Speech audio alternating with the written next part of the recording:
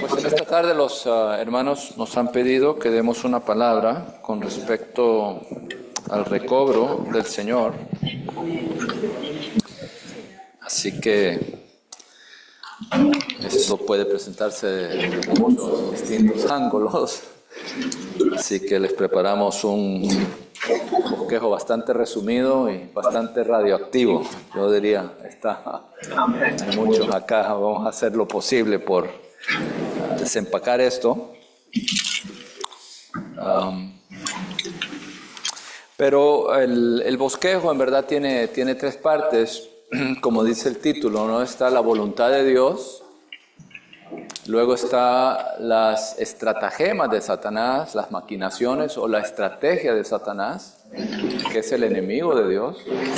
Y por otra parte entonces está el recobro del Señor, que nos trae de regreso a la intención original, al propósito original, o podríamos decir a la voluntad de Dios como tal. Y al inicio solo quisiera presentar que esto tiene que venir a ser una visión para nosotros. Y hay tres elementos de una visión, y quisiera presentar esto al inicio. Toda visión tiene tres elementos. Lo primero es que haya revelación, y la revelación significa que el velo es quitado, el velo es descorrido. En 2 Corintios capítulo 3 dice que cuando el corazón se vuelve al Señor, el velo es quitado.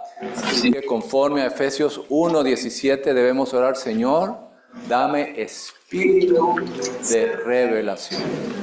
Una revelación es muy distinta de una visión, pero la visión comienza con una revelación. Este es el primer elemento de una visión. Usted tiene un paisaje, una escena al frente, y claro, si tiene un velo que lo cubre, ¿verdad? Si tengo esto aquí, pues no los puedo ver a ustedes. ¿Qué significa la revelación? Significa que el velo es quitado. Esa es la revelación.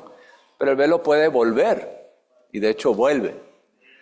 Entonces es un asunto que tiene que estar siendo quitado constantemente. Este es el primer elemento. El segundo elemento es que tiene que haber luz. Quizás el velo es quitado, pero está en un lugar oscuro. No hay luz. Se necesita luz para ver una visión. ¿Qué es la luz? Dios es luz. Primera de Juan 1:5. Dios es luz. Necesitamos en Dios recibir la luz. Cuando Dios como luz alumbra o ilumina las verdades objetivas de la Biblia, que son los hechos de la Biblia, esto viene a ser infundido en nosotros como realidad.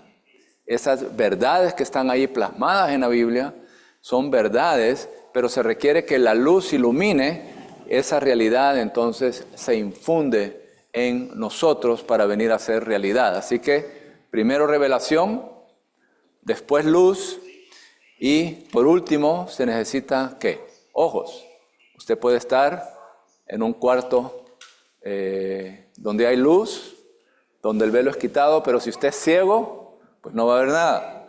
Entonces se necesita ¿qué? Ojos, la facultad de la vista. Por eso en Efesios 1:18 se nos habla de alumbrados los ojos de nuestro corazón. Es decir, que necesitamos que tener vista, tener la facultad de la vista, que los ojos de nuestro corazón sean alumbrados. Y si repasamos toda revelación una y otra vez, finalmente esta visión viene a dirigirnos. Una visión requiere obediencia, la revelación no. La revelación, se corre el velo puede venir y cubrir nuestros ojos de nuevo.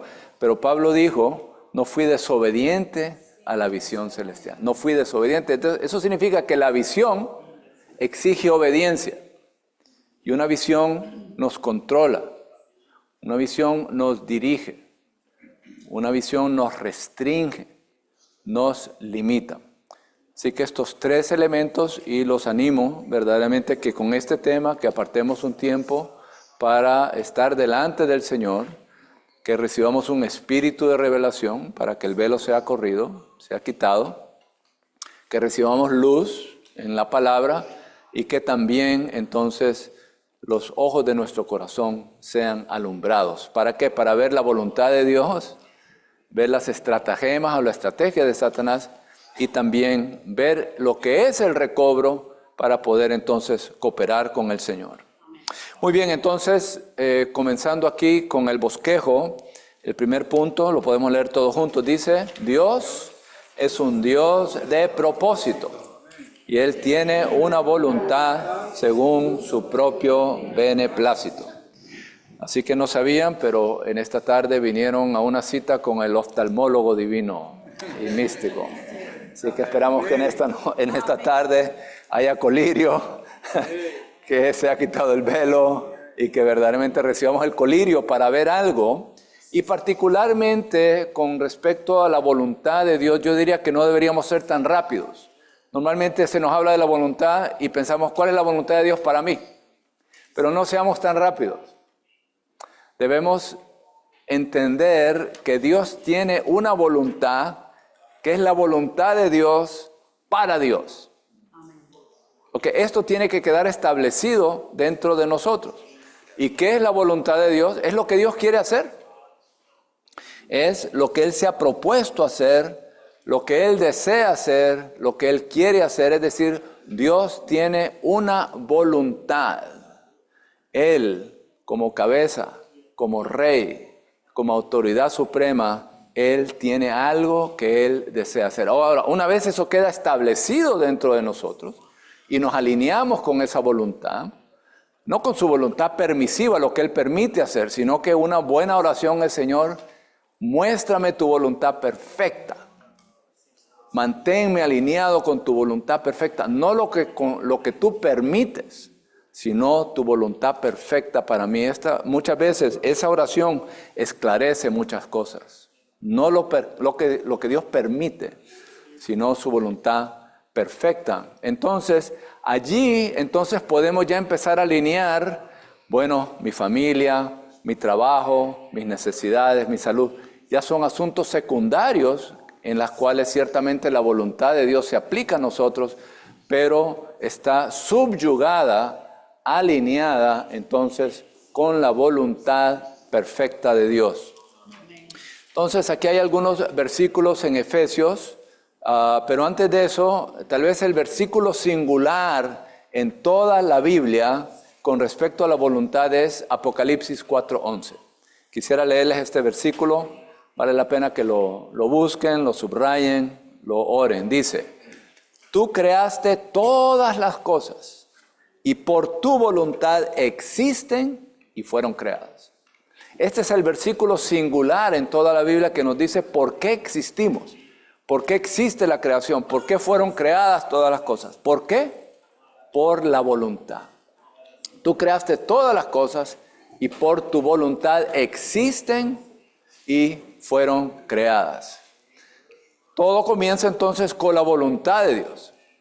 Pero en Efesios 1:5 se nos habla del beneplácito de su voluntad, o el beneplácito de tu voluntad. Eso significa que Dios se complace, Dios se deleita en su voluntad. La voluntad de Dios le trae placer a Dios, lo complace, se deleita en esa voluntad. Y luego en Efesios 1:9 se nos dice, dándonos a conocer el misterio de tu voluntad según su beneplácito. Es decir, que Dios está contento de darnos a conocer su voluntad. Ese misterio, su voluntad era un misterio, estaba escondido, estaba oculto. Pero aquí se nos dice que según su beneplácito, Dios se complace no solo en su voluntad absoluta, sino en darnos a conocer el misterio de esa voluntad. Así que debemos orar, Señor, dame a conocer el misterio de tu voluntad. Señor, dame a conocer. Introdúceme plenamente en tu voluntad y Dios se complace. Dios se deleita en darnos a conocer esa voluntad. Luego en el capítulo 1, versículo 11, se nos habla del propósito de aquel que hace todas las cosas según el consejo de su voluntad. Así que Dios tuvo un concilio, de ahí salió un consejo que Él empezó a considerar cómo llevar a cabo su voluntad, en la cual Él se deleita, y en esa consideración Él llega a una firme determinación que es su propósito. Así que Dios se ha propuesto llevar a cabo esa voluntad, ese propósito, que es el propósito eterno, ahora es la firme determinación de Dios con respecto a llevar a cabo su voluntad. Y entonces finalmente Él tiene que crear o llevar a cabo un plan. Y ese plan es la economía de Dios. Una y otra vez escuchamos esta palabra, economía. ¿Qué es la economía? Es simplemente el arreglo, el plan. Y esto está en Efesios 1:10. Está dentro de estos versículos. En Efesios 1:10 se nos habla de la economía, de la plenitud de los tiempos. Es decir, que Dios tiene un arreglo, tiene un plan, que es su economía, su ley doméstica, su administración familiar, para entonces poder llevar a cabo esta voluntad en la cual Él se deleita. Bueno, ¿cuál entonces es esta voluntad? Lo vamos a presentar desde el libro de Colosenses. Hay muchos ángulos desde el cual se puede presentar la voluntad de Dios, pero creo que Colosenses nos da un ángulo muy provechoso. Y aquí hay unos versículos, principalmente el 1:9 y el 4:12, habla de la voluntad de Dios. Entonces en el 1:9 dice que Pablo oraba por los colosenses y no cesamos de orar y de pedir por vosotros para que seáis llenos del pleno conocimiento de su voluntad. Debemos orar esto. Pablo lo oraba por los colosenses, que seamos llenos del pleno conocimiento de su voluntad. Es decir, no somos personas irracionales. Nuestra mente renovada puede captar, puede comprender y entrar en el pleno conocimiento de la voluntad de Dios para que nos alineemos con esa voluntad, vengamos a conocerla. Y luego en el 4:12, al final de este libro, hay una frase muy preciosa que habla que Epafras oraba por los colosenses, no cesaba de orar por ellos, combatiendo por vosotros en sus oraciones. ¿Para qué? Para que los colosenses estuvieran firmes, perfectos, y esta frase es muy, muy bella. Dice, y plenamente seguros en toda la voluntad de Dios. Es decir, una vez entramos y comprendemos cuál es la voluntad de Dios, la voluntad absoluta, la voluntad perfecta, entonces podemos entrar y tener la certidumbre de fe, que estamos en esa voluntad, que estamos cooperando con esa voluntad, que estamos llevando a cabo esa voluntad y podemos estar plenamente seguros en toda la voluntad de Dios. Ahora, si usted toma el libro de Colosenses, ¿cuál es la voluntad de Dios allí? Como se nos dice aquí en este punto, se refiere, esta voluntad eterna, se refiere a que conozcamos y experimentemos al Cristo todo inclusivo y extenso para que Él sea nuestra vida y nuestra persona. Tiene que leer el libro de Colosenses y de hecho, si usted va al tema que está en la versión recobro, es solamente, aquí les leo y voy a leer algunos de los versículos, pero se nos dice, Cristo, aquel que es todo inclusivo, tiene el primer lugar en todas las cosas. Es el misterio y la corporificación de Dios. Es la cabeza. Es el elemento constitutivo de la iglesia. Es la porción asignada. La vida, el constituyente, la esperanza de los santos, el cuerpo de todas las cosas positivas. Todo esto está en Colosenses.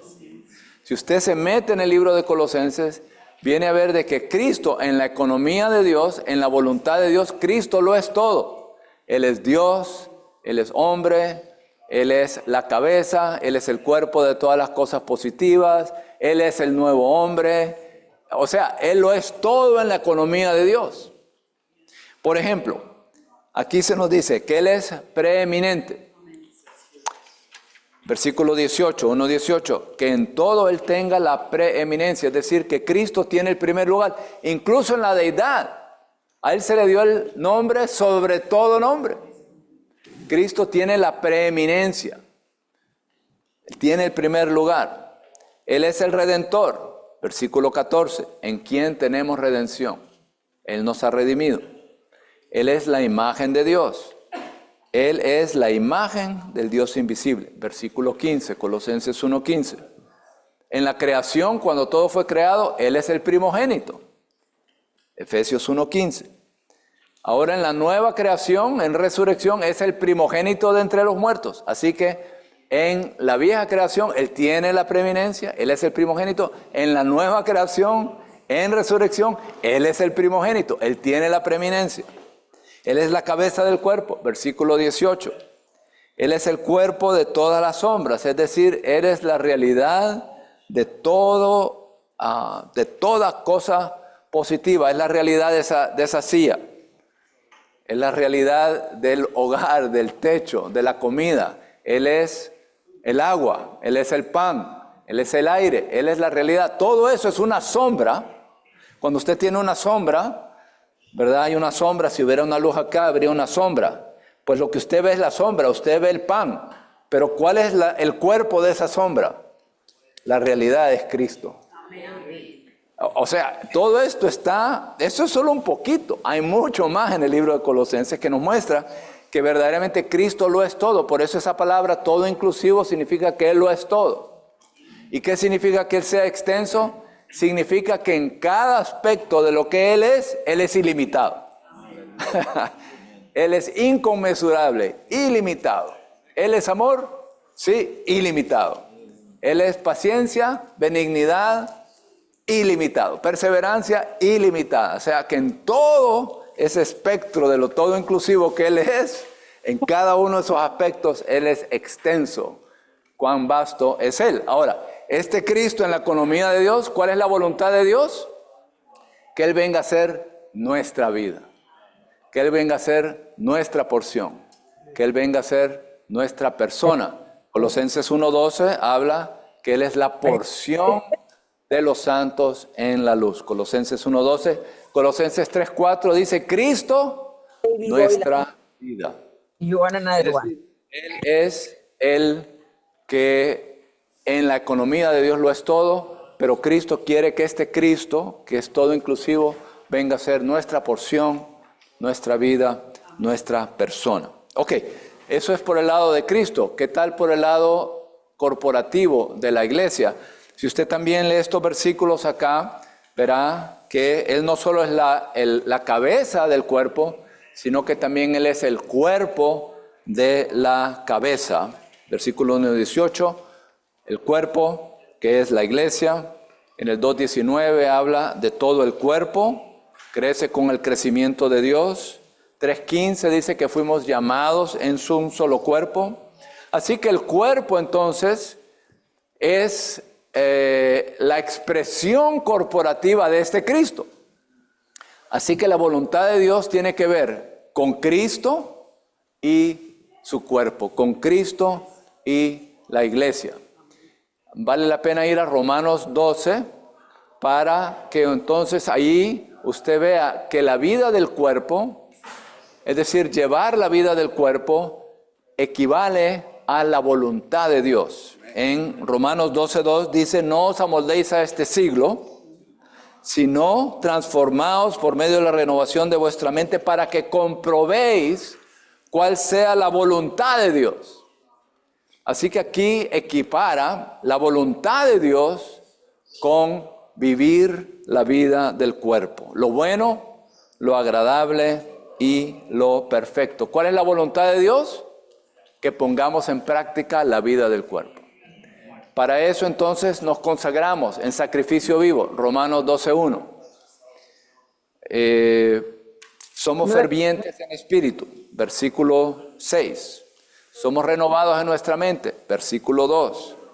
Y ejercemos nuestra función como miembros del cuerpo, versículos del 4 al 5 de Romanos 12. Profetizamos, servimos, ofrendamos, tomamos la delantera, hacemos misericordia, enseñamos. Todas esas son las funciones que lleva a cabo un miembro. Por eso cuando entramos en la vida de iglesia, entramos en la voluntad de Dios, porque entramos en una vida del cuerpo en la cual cada uno de nosotros es un miembro, cada uno de nosotros tiene una función, y el ejercicio de función, que es que Cristo se forje en nosotros, vaya produciendo cierta función como un miembro.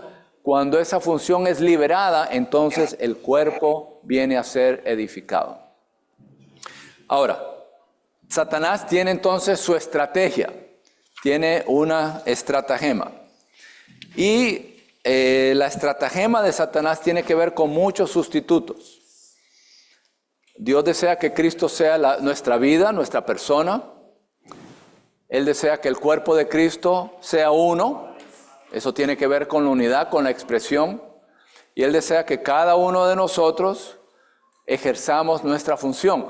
El propósito de Dios puede ser presentado de una manera muy clara. ¿Cuál es el propósito de Dios?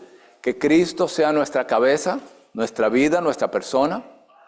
Que el cuerpo sea expresado en unidad y que todos los miembros ejerzan su función.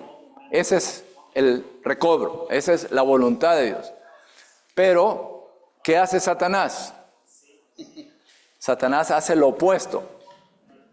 Entonces, en vez de que Cristo sea nuestra vida, Satanás en su estrategia introduce sustitutos, reemplazos. En vez de que el cuerpo sea edificado en unidad, Satanás divide el cuerpo. Y en vez de que todos ejerzamos nuestra función como miembros, él establece un sistema de clero laicado para que se elimine el universo, el sacerdocio universal de todos los creyentes. Ahora, con respecto a estos sustitutos, diría que todos nacimos en un universo, en una vida, donde fuimos criados con sustitutos. Si no hubieran sustitutos, pues seríamos salvajes. Se necesitan los sustitutos. De esa manera fuimos criados en el mundo. Esa es parte de nuestra educación, parte de la cultura. Pero ahora tenemos que cooperar con el Señor para que todos estos sustitutos vayan siendo eliminados. Es decir, necesitamos todos estos sustitutos, son necesarios para nuestra vida humana, pero ahora entonces tenemos que cooperar con el Señor para que Él nos alumbre, Él nos toque, Él se forje en nosotros, y de esa manera estos sustitutos vayan siendo reemplazados por Cristo, para que Cristo sea forjado en nosotros, como nuestra vida, nuestra persona, mantengamos la unidad del cuerpo y también ejerzamos nuestra función. Rápidamente, entonces, ¿cuáles son estos sustitutos? Si usted mira desde una perspectiva la palabra, verá que ciertos libros fueron escritos para abordar, para afrentar estos sustitutos. Por ejemplo, Colosenses. ¿Cuál era el problema de la iglesia en Colosas? La filosofía y la cultura. Pablo escribió el libro de Colosenses para hacerle frente a este problema. Por ejemplo, en Colosenses 2:8 dice: mirad que nadie os lleve cautivos por medio de su filosofía y huecas sutilezas. Pablo aborda aquí específicamente: mirad que nadie os lleve cautivos, es decir, que os prive de vuestra porción en Cristo, que os lleve cautivos, que os quite la recompensa, el galardón, ser privados de Cristo. ¿Por medio de qué? No por medio del pecado, sino por medio de huecas sutilezas y filosofías. La filosofía es el mejor logro de la cultura humana. Todo lo que tenga un ismo, al final es una filosofía, es un sistema de conceptos. El comunismo, el comunismo, socialismo, todos los ismos, el hedonismo, el budismo, el ascetismo. Bueno, el budismo es más en el área de la religión, vamos a tocar eso más adelante. Pero el punto es de que hay ciertos sistemas de conceptos. Y todo eso entonces en cuanto a salud, en cuanto a educación, en cuanto a gobierno, bueno, hay todo un sistema de conceptos, todas esas son filosofías. Y la cultura también está allí, que son las costumbres, los hábitos, el entretenimiento, la música, la comida, todo eso entra en la esfera de la cultura. Toda manera de vivir y adorar la idiosincrasia nacional. En el cuerpo, en el nuevo hombre, no hay salvadoreño, no hay hondureño, no hay colombiano, no hay dominicano, no hay cubano, no hay boricua. ¿Qué es lo que dice Colosenses 3:11? En el nuevo hombre no hay, dice, no hay griego ni judío, circuncisión ni incircuncisión, bárbaro, escita, esclavo ni libre, sino que Cristo es el todo y en todos. Es decir, que Él es la persona del nuevo hombre. Por eso Él tiene que eliminar aspectos de la cultura. La religión, la ley. ¿Qué libros fueron escritos para hacerle frente a eso? Gálatas y Hebreos. Gálatas y Hebreos. ¿Qué es la religión? Es hacer cosas para Dios, pero sin Cristo. Usted hace cosas para Dios, pero sin experimentar a Cristo, sin la persona de Cristo. Son formalismos, regulaciones, ordenanzas. En Gálatas 3 dice, habiendo comenzado por el Espíritu, os perfeccionáis por la carne. Es decir, comenzamos por el Espíritu, pero ahora estamos buscando, mediante regulaciones, mediante formalismos, mediante reglas, entonces llevar a cabo ciertas cosas para agradar a Dios. Este es el esfuerzo propio, esta es la ley, la religión. ¿Qué es otro sustituto? Los dones. Todo el libro de Primera de Corintios fue escrito porque los dones estaban causando gran problema y venían a ser un sustituto de la verdadera experiencia de Cristo. Primera de Corintios fue escrito para abordar ese problema. Esos son los sustitutos. Tengo una lista de otros 14 acá y habrán 8 más, así que bueno, creo que con eso los dejo para no abrumarlos. Voy ahora a los últimos 2 rápidamente. Satanás opera con la intención de dividir el cuerpo de Cristo. Esto es una realidad lamentable. Los grupos sectarios, las denominaciones, las divisiones en el cuerpo anulan la expresión corporativa de Cristo, es decir, anulan toda denominación es una división del cuerpo de Cristo. En Corintios 1, versículos del 10 al 3, dice que no haya entre vosotros divisiones. ¿Está dividido Cristo? Pregunta Pablo. Y en Gálatas 5, 19 al 20, él habla de las obras de la carne. ¿Cuáles son las obras de la carne? Disensiones, divisiones, sectas. Toda división, entonces, viene a ser una estratagema, una estrategia del diablo. Si usted mira la historia en los últimos 2000 años, es verdaderamente lamentable porque lo que ocurrió es cuando el Señor iluminaba y alumbraba sobre cierta verdad, entonces lo que ocurría es que, por ejemplo, el bautismo, ahora estábamos platicando más temprano acerca de eso. En un tiempo el bautismo era solo por aspersión, pero una vez unos creyentes vieron que el bautismo es por ser sumergidos, es por inmersión, y eso es lo que significa la palabra bautismo, es ser sumergidos. Ellos vieron eso, lo pusieron en práctica, incluso fueron atacados, fueron perseguidos, incluso murieron por esa práctica, esa realidad, esa doctrina.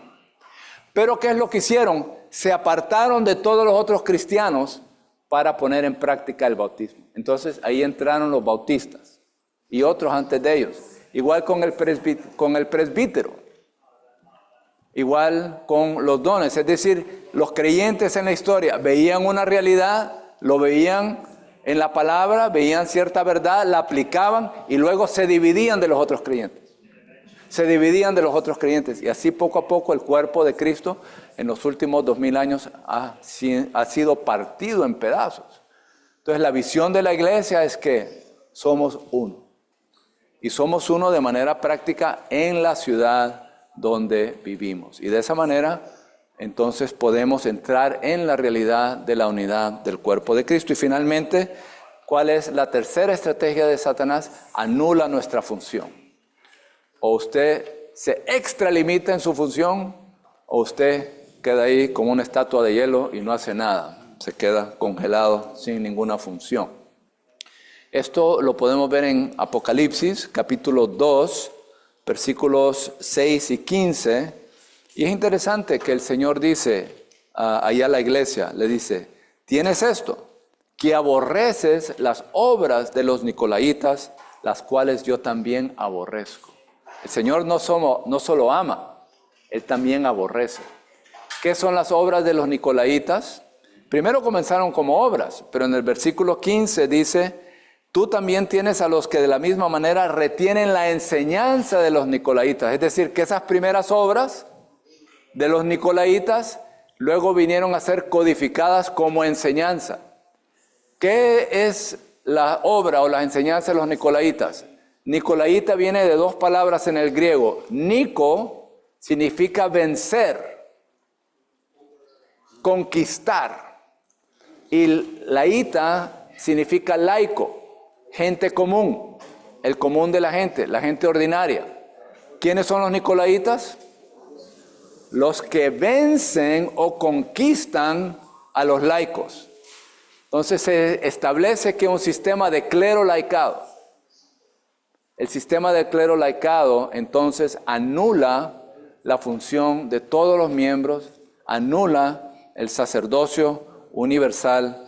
Por eso no solo Dios lo aborrece, sino que también nosotros debemos aborrecer el sistema del clero laicado para entonces cooperar con el Señor en su recobro, que es recobrar a Cristo como vida, la unidad del cuerpo y la función de todos los miembros.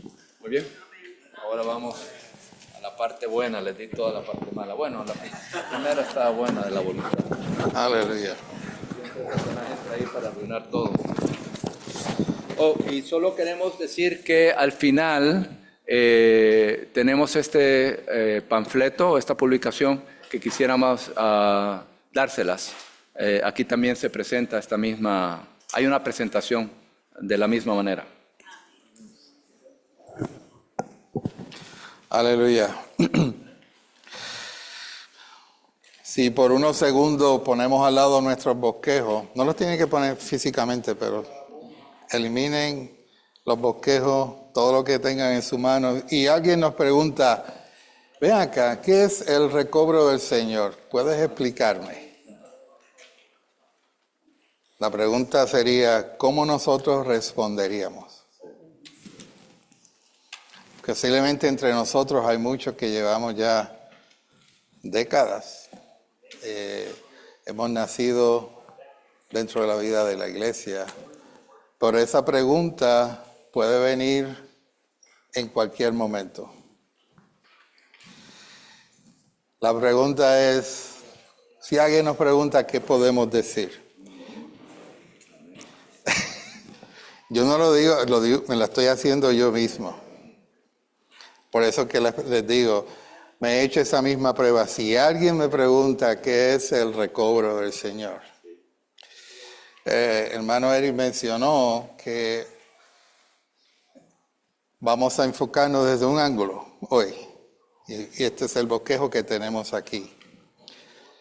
Pero nuestro Dios es tan maravilloso, tan grande, que quizás hay muchas, yo no diría definiciones, muchos ángulos para definir lo que es el recobro del Señor. Y uno de nuestros, puede ser alguna de nuestras respuestas, bueno, en el recobro del Señor son aquellos que usan la versión recobro y que leen el matutino y que hacen así, oh Señor Jesús. Suena jocoso, pero déjeme decirle, pasa. O que andan con corbatas y con bulto. Y que dicen, oh Señor Jesús, todo el tiempo. Y yo no sé por qué ellos dicen, oh Señor Jesús. Esas son impresiones que hemos recibido de muchos hermanos.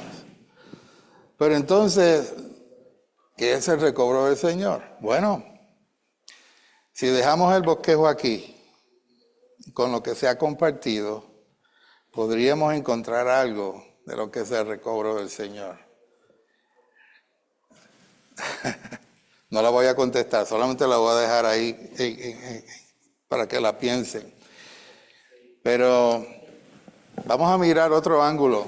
¿Qué tal si el recobro del Señor es el recobro del camino de la vida? ¿Les hace sentido? ¿Verdad que sí?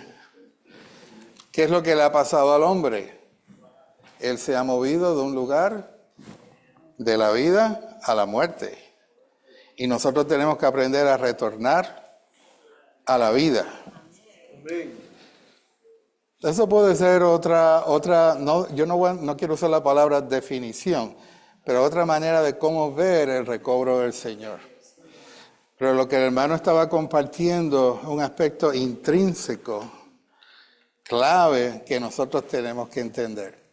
Y si vamos, porque tenemos pocos minutos, ¿no? Si vamos al número 3 romano en el bosquejo, el recobro del Señor consiste en recobrar a Cristo como nuestro centro, realidad, vida y nuestro todo. En recobrar la unidad del cuerpo de Cristo y recobrar la función de todos los miembros del cuerpo de Cristo. En otras palabras, esto es lo que Satanás dañó. Que Cristo fuera el centro en toda nuestra vida. Que no hayan sustitutos, sino que Él sea el todo y en todos. Hermanos, esta es una experiencia que es diaria. Se compartía de que nosotros podemos, en esta visión necesitamos una revelación, pero hay velos, y estos son velos que entran, se van, llegan, se van, pero llegará el momento en que, hermano, cuando vivimos bajo la vida de Dios, bajo la influencia de la sustancia de Dios, el velo será quitado permanentemente. Mientras tanto, nosotros tenemos que aprender a caminar en este camino, donde Cristo sea el centro. ¿Dónde estaba el árbol de la vida? En el centro del Edén. ¿Y qué era el huerto del Edén? El hogar de Dios en la tierra. Él se paseaba, dice si le lee bien, dice que Dios se paseaba en el huerto. Esa era su casa. Así que Dios quiere restaurar su casa. El himno que cantamos, hermanos, tiene mucho significado. David anhelaba construir una casa para Jehová. Pero él luego le dijo, tú me vas a construir casa a mí. Mateo 16, 18. Yo edificaré mi iglesia. Así que el primer punto que vemos aquí en la letra A es la intención de Dios en recobrar única y exclusivamente la persona de Cristo. Como se ha mencionado en esta conferencia, si nosotros vemos al Señor solamente como aquel que da, conocemos al Señor como si fuera Amazon. Pones una orden y te llega algo, pero no tenemos contacto con la persona. Tenemos problemas, Él los resuelve, Él tiene el poder para hacerlo, Él nos sana.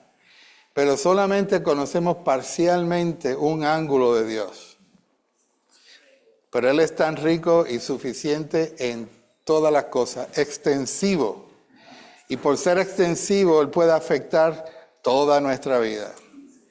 Así que un punto clave, hermanos, es que en el recobro del Señor, Cristo tiene que ser el centro. Él, la persona de Cristo. Amén. Aquí en la letra B dice, el Señor desea recobrar la unidad del cuerpo de Cristo. Un ángulo que nosotros pudiéramos ver, y es bueno conocerlo, es la historia de la iglesia. Y tenemos mucho en esa dirección. Pero tenemos que mirar la historia de la iglesia desde este ángulo que estamos presentando en esta tarde. Cuando nos desviamos de estos puntos que están aquí, Dios necesita un recobro. Cuando estamos en el centro de la persona de Cristo y donde Él lo es todo, los otros puntos vienen automáticamente. Pero cuando nos desviamos de la persona, perdemos la vida, perdemos la presencia del Señor presente y de esa manera no podemos funcionar. Así que este punto es bien importante. Y a causa de esto, por los énfasis en las prácticas, el cuerpo se ha dividido. Así que por un lado, nosotros tenemos que aprender a vivir fuera de esta esfera de simplemente practicar algo. Por ejemplo, nosotros nos gusta leer el ministerio, la palabra, nos reunimos, compartimos, pero no podemos hacer que eso sea una causa. No, tienes que leer el matutino, porque si no lees el matutino no estás en el recobro. Estoy siendo, ¿verdad?, bien gráfico en este asunto, porque a veces esos son los pequeños detalles que causan que si no vemos esta visión, podemos ser un impedimento para otros. Nosotros no estamos aquí por prácticas externas, sino como la realidad interna cuando tenemos comunión con el Señor. En el número 1 dice, el recobro del Señor se basa sobre la verdad de que Cristo tiene un solo cuerpo. ¿Cuántos cuerpos? Uno. Y es expresado en iglesias locales. Así que no hay cuerpos locales. ¿Cuántas esposas tiene Dios? Una. Pero lo podemos ver en muchos lugares. La misma expresión en muchos lugares. Esto le vuela la cabeza a muchos líderes organizacionales y aún en el gobierno. A veces nos preguntan, ¿verdad? ¿Y cuál es el nombre de tu iglesia? La iglesia en London. Ok, pero hay muchas iglesias, pero ¿cuál es el nombre de la iglesia? La iglesia en London. Ok, pero ¿de qué denominación? No, es la iglesia en London. Los hermanos que han tenido que lidiar con esto, ¿cierto? Es un dolor de cabeza explicar esto a las organizaciones. Pero nosotros tenemos que ser verticales y firmes en la visión que hemos recibido. El Señor nos dará la gracia, no ser legalistas, pero tampoco comprometer lo que somos. No como nos llamamos, sino lo que somos. Así que, por un lado, hemos visto que la iglesia es una. La diferencia es simplemente la parte geográfica, por eso la distancia. Pero si yo salgo de aquí y me voy a Etiopía, a la capital, ahí hay un grupo de santos en Addis Ababa, grupo de jóvenes maravillosos. Y yo estoy allí, ¿qué soy yo en ese momento? ¿Ah? Addis Ababa. Porque es una sola iglesia. Parece sencillo, pero no lo es. Necesitamos una visión controladora. Y hay mucho que podríamos hablar de eso. Dice también en el número 1 que esta es una verdad de que Dios tiene un solo cuerpo. La comunión del cuerpo de Cristo es una universalmente. Esto significa que en este recobro del Señor, donde Cristo es el centro, nos reunimos alrededor de una sola comunión. La comunión que los apóstoles recibieron de parte del Señor, ellos lo transmitieron y hoy en día es nuestra herencia. Nosotros no nos inventamos las cosas y esta es la comunión de la iglesia en tal sitio. Nosotros seguimos.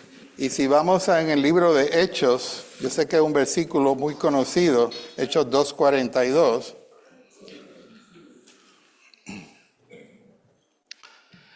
Dice, y perseveraban en la enseñanza. Y como mencionamos, en ese tiempo no habían Biblia, menos versión recobro, no habían himnario, entonces, pero ellos perseveraban en la enseñanza. Quiere decir que la palabra de los apóstoles se repetía continuamente de lugar en lugar, de ciudad en ciudad. Las cartas que los apóstoles escribían para lidiar con la degradación, hoy en día es parte de la Biblia, pero eran cartas de amor para su pueblo, para la iglesia. Así que, y dice, y perseveraban en la enseñanza y en la comunión de los apóstoles, en el partimiento del pan y en las oraciones. Así que, ¿dónde ellos partían el pan? De casa en casa. Hay veces que en la pandemia, ¿qué sucedió? Oh, Señor Jesús, que mucho aprendimos, ¿verdad?, durante ese periodo. Pero aquí, cuando vemos el libro de los Hechos, de hecho, en otros libros, veremos que las iglesias se reunían mayormente de casa en casa. Sí habían lugares públicos donde habían reuniones más grandes, pero el núcleo, el centro, era por las casas. Así que nuestro centro, Cristo, y Él, como el centro de todas las cosas, se convierte en el suplir para los creyentes. Y los creyentes, entonces, siendo nutridos por el mismo Señor, siendo nosotros encabezados en Él, Él llega a ser el suplir para el resto de los hermanos. Y si miramos en otros lugares, dice que cuando ellos se reunían, cada uno tiene. Y eso nos lleva a otro punto aquí, en la letra C. Dice, el Señor desea recobrar la función de todos los miembros del cuerpo de Cristo. Y dice el 1, todos los creyentes somos miembros del cuerpo de Cristo. ¿Somos qué? Miembros. ¿Qué más? Sacerdotes, pámpanos y esclavos del Señor.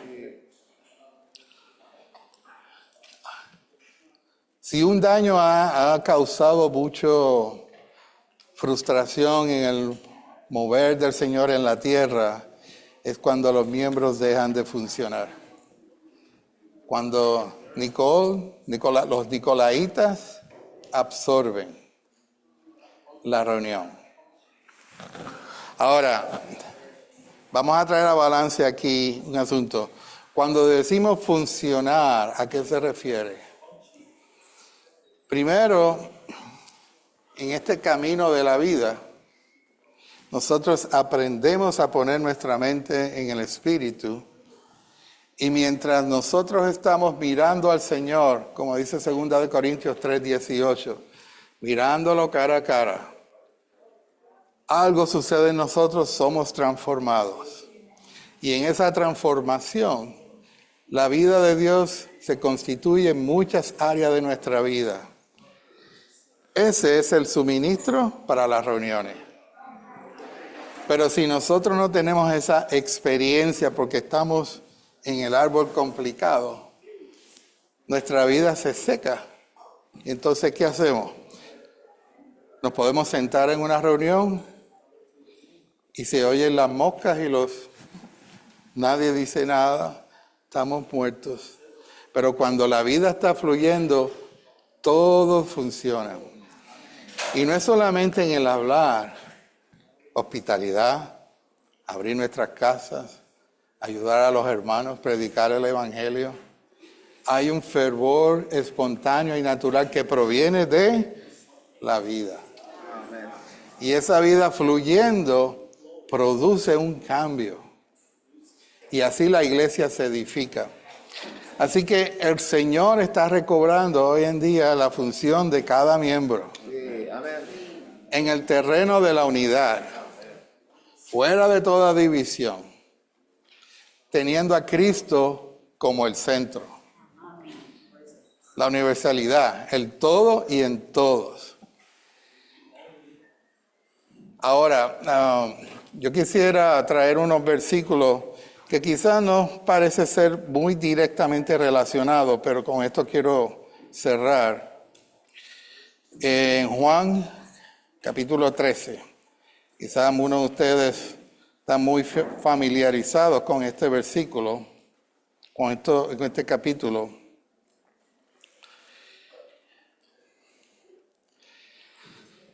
El Evangelio de Juan, por un lado, se divide como en dos partes. Capítulo 1 al capítulo 12 habla de que Dios se hace hombre para traer a Dios al hombre. Y los capítulos del 14 al 21 de cómo Dios trae al hombre dentro de Dios. Así que tenemos este capítulo 13. ¿De qué trata este capítulo? Bueno, antes de la muerte del Señor, el Señor estaba con los discípulos. Y los capítulos que vemos de 14 al 17, hermano, es una revelación profunda de lo que Dios iba a hacer. Y lo logró. Pero aquí se nos presenta el asunto de lavar los pies. Ahora tenemos que lavarnos los pies. Bueno, vamos a ver al final qué significa esto. En la Biblia, cuando el Señor presentó esto era una práctica muy común en el Medio Oriente, porque la gente no usaba zapatos, usaba sandalias y caminaban más, no tenían vehículos. Algunos pudieran tener caballos, pero la mayoría era a pie. Así que cuando llegaban a las fiestas, sus pies estaban sucios, no había mesas como estas, se sentaban en el piso. Así que sus pies estaban olorosos y muy sucios. Así que era la función de los esclavos, de los dueños de la casa, limpiar los pies de la gente, de los invitados. Era una muestra de agradecimiento, de amor hacia ellos y de recibirlos. ¿Qué hizo el Señor horas antes de partir? Si usted sabe que va a morir dentro de varias horas, ¿usted pensaría en lavarle los pies a los discípulos? El Señor no hace nada si no tiene una intención. Así que en los versículos, estoy dando el trasfondo porque no quiero extenderme aquí. En el versículo 7 dice, respondió Jesús y le dijo, lo que yo hago tú no lo comprendes ahora, mas lo entenderás después. Así que él estaba haciendo algo como un ejemplo para que luego fuera una práctica normal entre los creyentes. Y no me refiero al lavamiento físico. ¿Ok? Dice en el 8, Pedro le dijo, no me lavarás los pies jamás. Jesús le respondió, si no te los lavas, no tendrás parte conmigo. Le dijo Simón Pedro, Señor, no solo mis pies, sino también las manos y la cabeza. Pedro es famoso, ¿verdad?, por sus expresiones. Pero aquí viene un punto importante. El que está lavado no necesita sino lavarse los pies. pues está todo limpio y vosotros limpios estáis, aunque no todos. Se refería a Judas. ¿Qué hay detrás de todo esto? En el estudio vida de Juan, en el mensaje 27, si mal no recuerdo, explica este asunto de que la suciedad causada por el polvo de la tierra es el contacto en este mundo. No necesariamente es pecado. Pero el Señor en Juan 17 dice, no te pido que los quites del mundo, sino que los guardes del mal. ¿Cómo nosotros podemos ser guardados del mal? Bueno, más adelante dice aquí, vosotros me llamáis maestro y Señor, decid bien porque lo soy. Pero si yo, el Señor y el maestro, he lavado vuestros pies, vosotros también debéis lavaros los pies los unos a los otros. Porque ejemplo os he dado para que como yo os he hecho, vosotros también hagáis. Quiere decir que este lavar los pies es retirarnos del polvo de la tierra. No necesariamente es pecado, pero si tú no quitas el polvo de la tierra de tus pies, tu comunión con el árbol de la vida se interrumpe. Y tan pronto eso se interrumpe, comienza la degradación. De hecho, en el estudio vida esto se llama el mantenimiento. El mantenimiento. Así que nosotros, unos a otros, nos tenemos que lavar los pies. ¿Qué es una reunión normal de la iglesia? Donde cada uno, mediante su suplir, mediante lo que el Señor ha forjado en él, que se convierte en su constitución, suministra al cuerpo. Ese es el agua con la cual lavamos. A veces venimos más apagados que una vela mojada a una reunión. Pero cuando se acaba la reunión, nuestro espíritu está ardiente. Nuestra alma está llena. ¿Verdad que sí? ¿Saben qué? Es que fuimos lavados. Tocamos la muerte por habernos ensuciado. No cometimos pecado, pero si no hacemos eso, dice que es una sola pulgada a convertirse en pecado. Necesitamos limpiarnos. Esto me abrió a mí a los ojos porque cómo la iglesia en Éfeso se apartó del primer amor. Poco a poco dejó el centro. Una vez nos salimos del centro de Cristo como el todo, empieza la degradación. Si queremos evitar eso, necesitamos funcionar. El año pasado, y con esto concluyo, estábamos en Sudamérica y unos hermanos, luego del tiempo de reunión, nos invitaron a comer y nos llevaron a un parque en una montaña en Ecuador. Y quizás los hermanos que son de Sudamérica conocerán lo que voy a decir. Y el hermano estaba muy emocionado y íbamos a ver unas cosas y los volcanes y qué sé yo qué. Pero nos llevó a ver, se paró en el camino de momento y dijo, ok, déjame enseñarte esta planta. Y me enseñó una planta que se llama el frailejón. ¿La conocen, verdad? Esta es una planta que solamente crece en las montañas, en los Andes y en otros lugares altos. En Ecuador, Perú, Colombia y otros lugares. Y yo decía, bueno, ok. No tenía nada de atractivo. Parecía una planta prehistórica de esas. Sí, es como fea, ¿verdad? No había como mucha hermosura. Pero ¿saben qué hice? Me puse a investigar sobre la planta y encontré algo muy interesante. El hermano me lo explicó, pero luego yo lo investigué. Ahí se me abrieron los ojos. Bueno, ahora vamos a hacer frailejones por 2 o 3 segundos. Luego van a entender lo que quiero decir. El frailejón es una planta que en los Andes no hay mucha lluvia, pero a esa altura hay mucha neblina. Y esta planta captura la humedad de la neblina y la absorbe. De tal manera que cuando la absorbe, viene a ser parte de la planta. ¿Y saben qué sucede?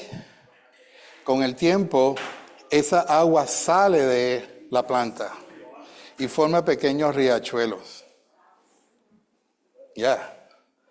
Así que cuando usted junta a muchos frailejones, va a haber agua. Va a haber agua. Yo cuando vi eso, dije, wow, esto está tremendo. Así que para yo poder lavar los pies, yo tengo que tener la vasija con agua. Así que yo tengo que mirar al centro, recibir la infusión de vida, para yo tener la capacidad de poder ministrar a otros. Para mí eso fue como una definición de recobro del Señor. Causó un impacto en mí. Le dije a los hermanos, denle gracias al hermano por habernos llevado a esa montaña. Porque pude ver que ahí, cuando se juntan varios frailejones en una reunión de hogar, agua va a salir. Y se ve literalmente el agua, se ve como unos hilos de agua. Y por último, en esa planta puede crecer hasta una altura como hasta donde está la alarma. Pero es una planta, no es un árbol. Entonces yo me preguntaba, ¿cómo se puede sostener? Las hojas, que son las que tienen, las que absorben, cuando mueren, se adhieren al tallo. No se caen tan fácilmente. Y van formando una capa. Y eso le da la fortaleza para crecer. ¿Sabe qué son esas hojas muertas? La experiencia de la muerte. Nuestras experiencias a través de los años acumulan y nos ayudan a seguir creciendo. No sé si ven el punto aquí. Pero entonces me puse a hacer otro análisis. ¿Qué pasaría si el frailejón deja de retener agua? Se muere. E inclusive su capacidad de absorción se atrofia y eventualmente se muere. ¿No hace falta un recobro ahí, hermano? No sé si ven el punto, la ilustración. Yo pienso que el Señor a través de los siglos, al centrarnos en la persona como lo primero, lo demás va a venir. Porque no es agua artificial, es el agua que sale de dentro de nosotros, lo que primero lava los pies, pero también edifica. Nosotros llegamos a ser el libro. Quizás los primeros cristianos no tenían Biblias, pero ellos eran cartas abiertas, que fue escrita con la tinta del Espíritu, y ellos podían dispensar. Quiero dejarlo con eso, hermano, y que especialmente en este último punto, todos debemos funcionar. No para exhibirnos, sino para dispensar. Amén. Los dejamos con el frailejón. Amén.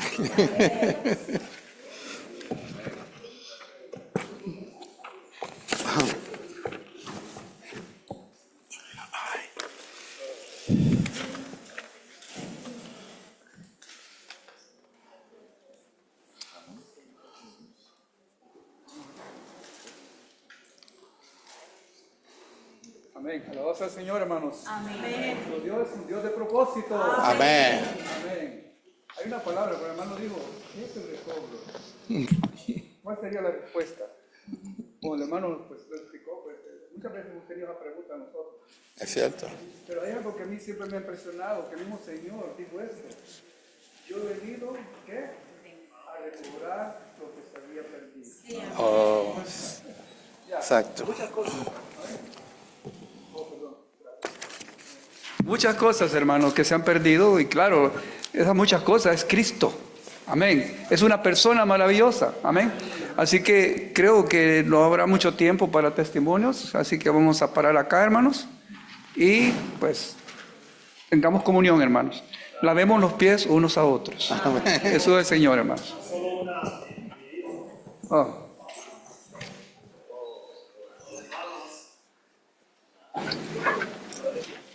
Oh, ya. Oh, gracias. Tal vez una explicación, tal vez el hermano Eric puede dar una palabra. Los hermanos querían presentar el libro que se había mencionado al principio, está por ahí detrás en la mesa, y al mismo tiempo tenemos estos audio libros disponibles para los hermanos escuchar. Yo no sé si han escuchado, pero yo he escuchado en inglés, y hay una serie de libritos del ministerio, y es bueno para escuchar, especialmente por la mañana. Tal vez a nosotros nos cuesta para leer en la mañana, o tal vez algunos, pero yo sé que a muchos les gustan escuchar, pero tal vez escuchamos la noticia por la mañana, o escuchamos los mensajes de WhatsApp que nuestras familias nos mandaron por la noche. Pero aquí tenemos a un audio que podemos escuchar, que son serie de libritos que son para edificar. Amén. Para que podamos seguir en el camino de la vida. Amén. Entonces, aquí están los títulos. Creo que vamos a tener algunos ahí atrás, pero aquí, si los hermanos quieren, con su cámara de su teléfono, se puede grabar el website, el link, y ahí le lleva al link directo para donde puedan bajar para escuchar el audio. Amén. Creo que va a ser uno por familia, ¿no? Uno por familia, lo pueden recoger allá. Es una publicación que presenta verdaderamente, no está solamente en inglés, está en proceso de ser traducido, que presenta nuestra fe, cuál es nuestro testimonio y cuál es nuestra historia. Y aquí se nos presenta claramente que el recobro del Señor es el recobro de la experiencia de Cristo como vida, el testimonio de unidad del cuerpo de Cristo y la función de todos los miembros. Es decir, que la presentación acá es la presentación que le hemos dado en el bosquejo, claro, con todos los versículos. ¿Qué es el recobro? El recobro de Cristo como vida, de la unidad del cuerpo de Cristo y de la función de todos los miembros. Entonces, DCP presentó esto, lo uso mucho con contactos, porque verdaderamente es una definición de qué es lo que somos. Muchas veces se nos dificulta definir lo que somos, pero creo que con el bosquejo de esta tarde, con esa definición muy breve y con este libro, creo que pueden tener un entendimiento más claro de qué es el recobro del Señor. Amén. Amén. Así que espero de que todos aprovechen, uno por familia. Amén.